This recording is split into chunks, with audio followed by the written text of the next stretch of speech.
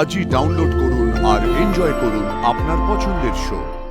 কিন্তু এই যে আমাকে আবার তোমাদের বাড়িতে গিয়ে থাকতে হচ্ছে, সেইটা যে আমার জন্য কত বড় একটা হার, সেইটা তো মানবে। অনু দিদি, তুমি যে বলেছিলে আমার জন্য একটা হোস্টেল জোগাড় করে দেবে, সে কি শুধু কথার কথার বলেছিলে গো? যখন সত্যি দরকার হয়েছিল তখন কেন জোগাড় করে দিলে না? অ্যাকচুয়ালি লাজু, আমি তো একটা সেশনের মাঝখানে বলেছিলাম হস্টেলের কথাটা। অনেকে শুরুতেই হস্টেল নিয়ে দেয়, তারপর অন্য জায়গায় শিফট করলে তখন কোনো জায়গা ফাঁকা পাওয়া যায়। কিন্তু এখন তো সব কারিকুলামের সেশন শুরু, তাই সব জায়গায় হোস্টেল ভর্তি আছে। তাও বিশ্বাস করো, আমি সব জায়গায় চেষ্টা করেছি, বাট কোথাও সিট অ্যাভেলেবল ছিল না গো। তুমি তুমি চিন্তা করো না, কয়েকটা মাস ওয়েট করে যাও, একটু ধৈর্য ধরো। আমি অনেক জায়গায় কথা বলে রেখেছি, কোথাও না কোথাও ঠিক হয়ে যাবে। আচ্ছা, এটা হোস্টেলের জন্য ছটফট করার কি আছে?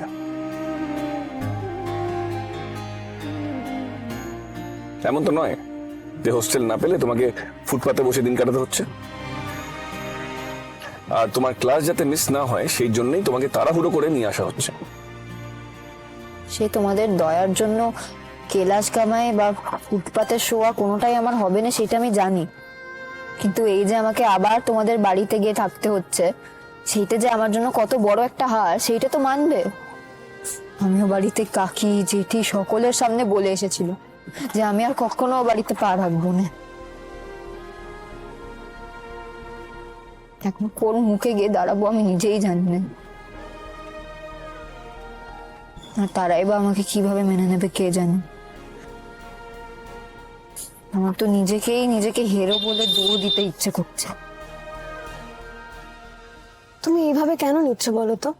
এখানে হার জিতে কি আছে? এটা তো একটা প্রয়োজন অপ্রয়োজনের ব্যাপার।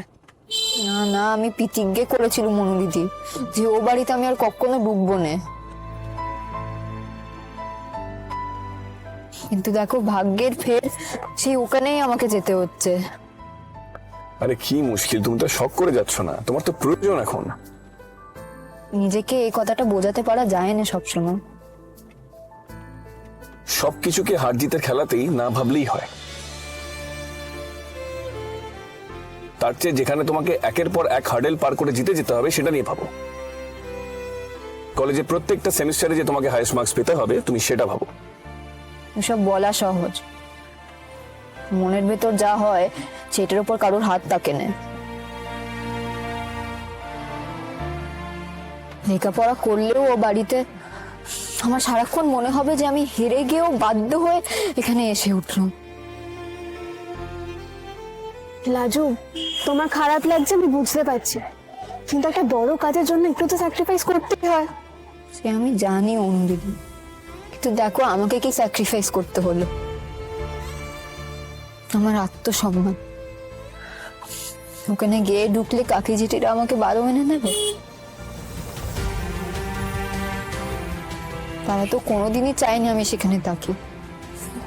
এখন আবার গেছি দেখে তারা কি না কি বলবে কে জানে। তো আমাকে এখন মাথা নিয়ে সব শুনে নিতে হবে। রাজু, সবকিছু নেগেটিভ ভাবে না দেখে পজিটিভ ভাবে তো ভাবা যায়।